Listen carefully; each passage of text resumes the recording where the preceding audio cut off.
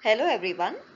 So this video is continuation of HPLC analyst interview questions that are asked in a food lab. So in this topic, I would be covering topics of instrumentation, calculation, and quality control procedures that are fundamental to analytical chemistry laboratories. So let's get started.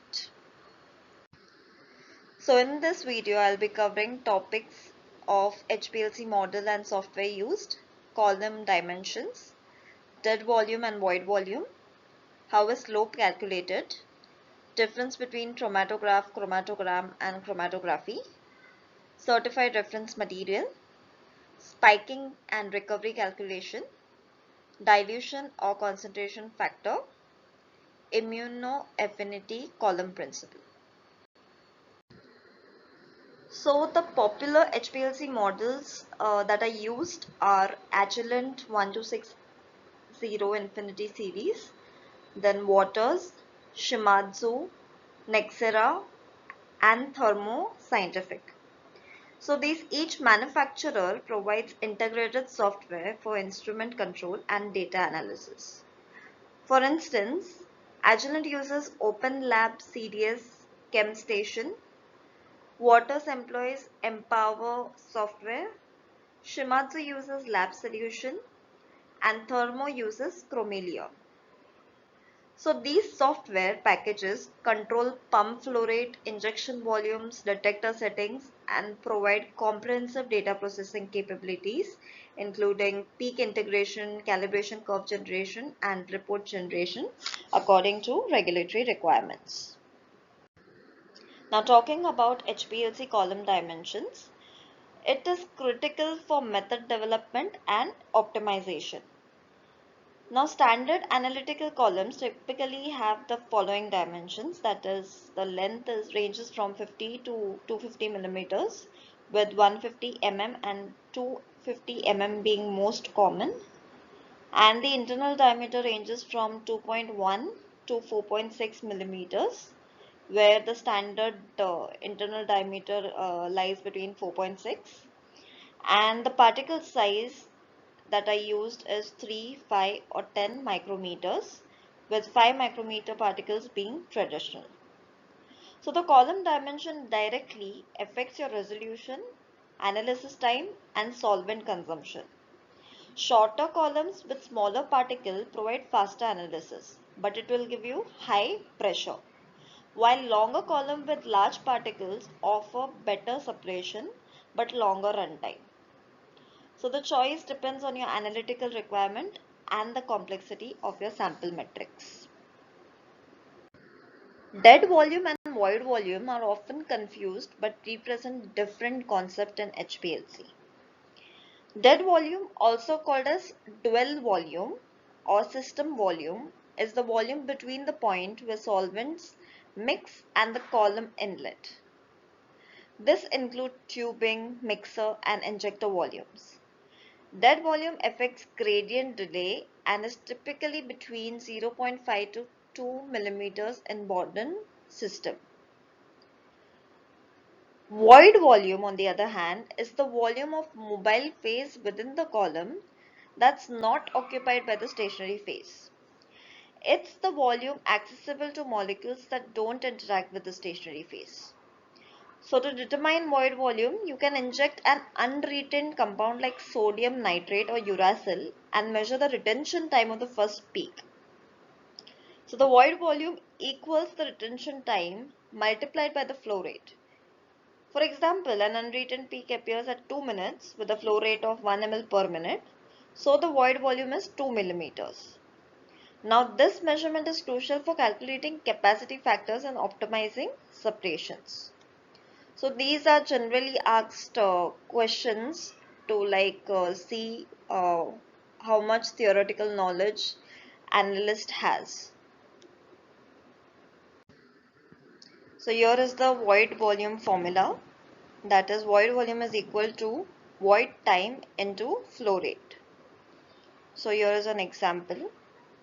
If your unretained peak appears at 1.8 minutes and you're running at 1 ml per minute, then your void volume would be 1.8 ml. And sometimes interviewer also asks this question ki how will you calculate your void volume? So your answer would be by using uracil because it is an unretained compound. Now what is slope? It is nothing but it represents the detector response per unit concentration and is calculated using linear regression. Now when we create a calibration curve, we are establishing the relationship between the analyte concentration and the detector response. So the linear equation is y is equal to mx plus b, where y is the detector response, x is your concentration of analyte, and m is slope that we are calculating, and b is y-intercept. So the slope is calculated using linear regression, where slope is equal to summation of xi minus x mean, yi minus y mean, divided by summation of xi minus x mean the whole square, where xi is each concentration, yi is each peak area, and x mean and y mean are the means. Modern software does this automatically, but understanding the math is important. The slope represents detector sensitivity, how much signal you get per concentration. A large slope means higher sensitivity. You should check the correlation coefficient, which is preferably it should be more than 0.99. Once you have your slope and intercept, you can calculate your unknown concentration using the formula concentration is equal to peak area minus intercept divided by slope. Don't forget to multiply it if there is any dilution factor or multiplication factor. So most people don't know the difference between chromatograph, chromatogram and chromatography. So let me clarify these three commonly confused terms. So chromatography is the separation technique itself, the analytical method we use to separate, identify and quantify components in a mixture based on their differential distribution between mobile phase and stationary phase. Chromatograph is the instrument or apparatus used to perform chromatography, and chromatogram is the visual output or graph produced by the chromatograph. So I hope this is clear. Now certified reference material or CRMs are critical for quality assurance in HPLC analysis. For CRM preparation, the amount depends on required concentration and the certified value. Now which balance can be used to weigh these materials? As per SANTE guidelines 11312-2017, it is mentioned that balances with 5 decibels can be used to weigh CRMs. And what is the formula to calculate the concentration of the stock solution that is prepared from the CRM? Is actual concentration is equal to weight into purity divided by the volume. So the weight of the CRM is 100.52 and the purity is mentioned on your certificate of analysis is 99.5 and the volume made up is 100 ml. Then the stock solution concentration is 1000.27 ppm. Spiking studies validate the accuracy of analytical methods by assessing recovery. The procedure involves analyzing a sample without any addition to get the baseline value. Then you add a known concentration of your analyte. So this is called as spike. So how do you calculate the recovery percentage? Is amount found in spiked sample minus amount found in unspiked sample divided by amount added into 100. Now let's learn about dilution and concentration factor. Now this is essential if you have diluted your sample or concentrated your sample. So you need to multiply the dilution factor or concentration factor to get the actual concentration of the analyte in the sample. Now the dilution factor, this tells you how many times you have diluted your sample. So the formula is dilution factor is equal to final volume divided by the initial volume.